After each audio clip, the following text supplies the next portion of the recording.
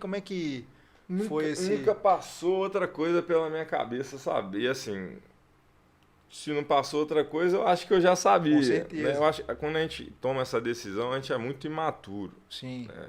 É muito novo. Quantos anos você tinha quando você lembra, assim, de ter pensado em educação? Foi quando eu comecei o PISM, devia ter De 15 primeiro ano, anos. primeiro ano. Entendi. Entendeu?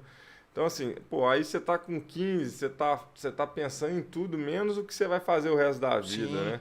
Você nem tem noção do que é ter responsabilidade. Seus pais estão tentando te fazer entender isso. Sim, sim. E aí, o que passava pela minha... Eu sempre também praticando esporte, né? Mas É isso que eu ia com a perguntar. Você fazia esportes em mas geral? minha preferência era o futebol. Legal. Meu pai queria que eu fosse jogador de É. futebol, né? Fui, joguei, tive em alguns clubes e tal, mas acabou que chegou. Foi tanta pressão que ele colocou. Depois, na faculdade, eu fui entender isso. Que o meio do futebol, que era um meio que eu estava inserido desde novinho e que para mim era extremamente prazeroso, Aham. de tanta pressão que Foi ele ficando botou, chato. ficou um meio aversivo. Eu já não gostava. Mas não é que eu deixei de gostar do futebol, eu não gostava do Daquela nível de pressão pressão, de cobrança que ele colocou.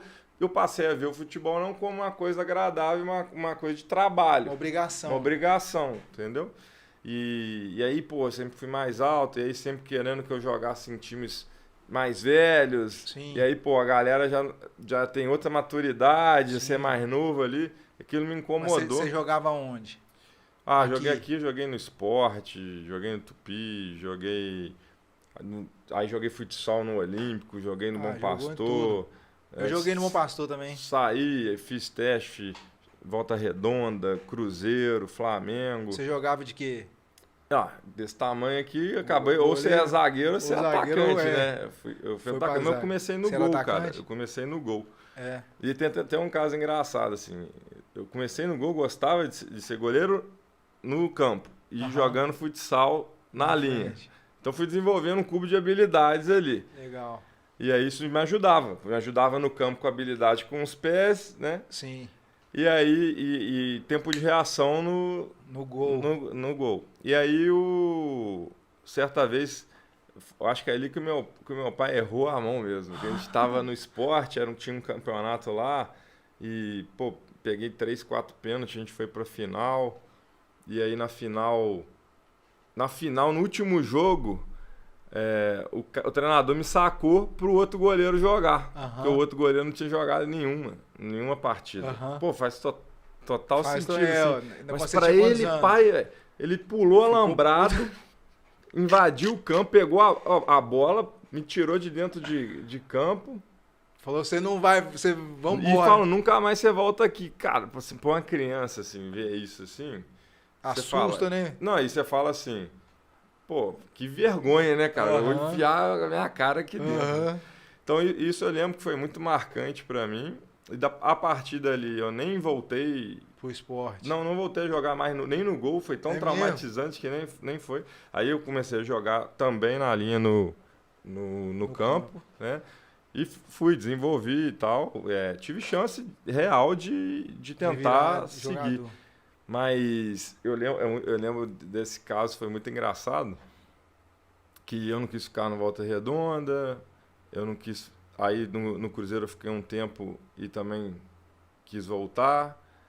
Porque não é fácil, né? Pra um adolescente ir pra fora, Então, jogar isso e que ficar eu ia no... falar, cara. Quando você tem a perder, tipo... Até uma crítica que eu faço... Você tem uma estrutura familiar, Isso. você tem uma Exatamente. educação. Você fica o tempo inteiro Senão, a sua vida pesando. não depende daquilo só, né? Exatamente. Tem muita criança que a vida dela É só e da aquilo, família, velho, é a se não única for aquilo, chance. tá fudido. Então o cara passa por cima de qualquer coisa. Sim.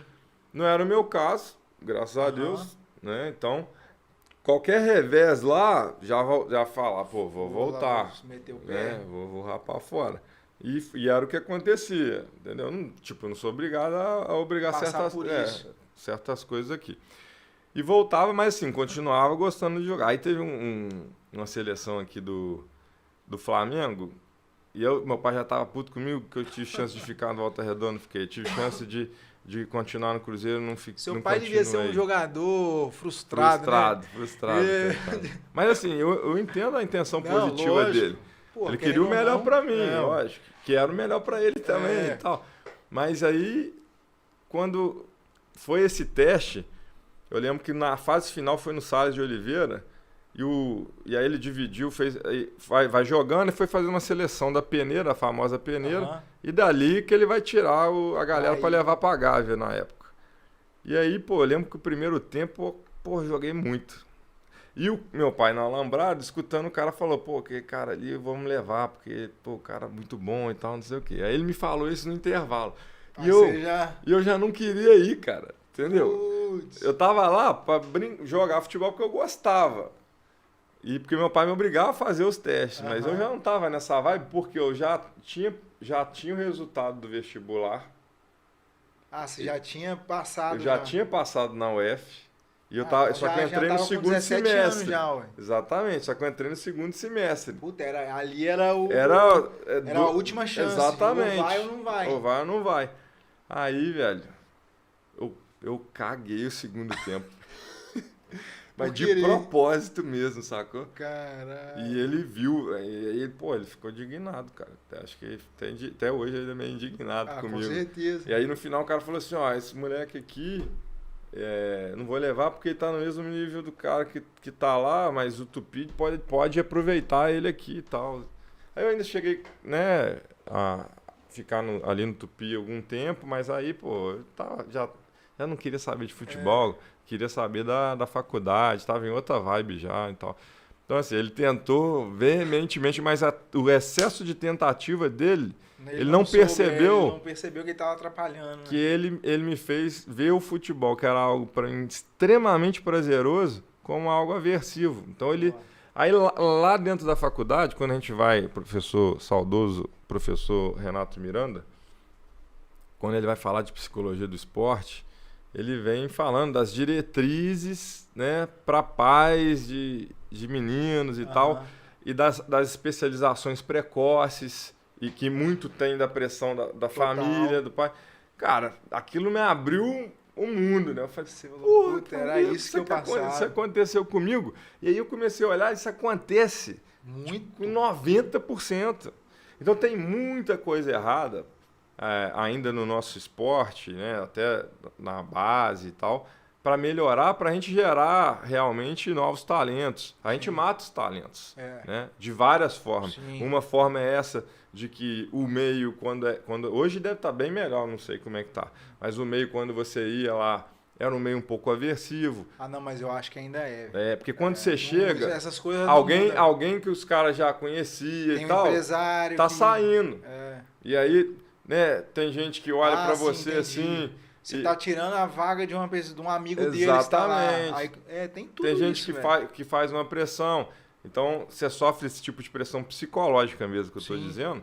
Pô, aí, dependendo da tua cabeça, você não entra. Não tá Tem empresário que já tem parceria no clube, aí às vezes um jogador que é pior do que você vai conseguir jogar e você não vai, você vai ficar puto. Exatamente. Vai virar aversivo. Tem várias coisas. Pô, e assim, O meio do esporte, não vou falar todos os esportes, mas o meio do futebol, eu posso fazer uma relação com o meio da música. É um meio muito sujo, sacou? Verdade. Você pode ver. O meio artístico de maneira geral é sujo. Sujo no sentido de que, às vezes, a maioria das vezes, não é o melhor que vence.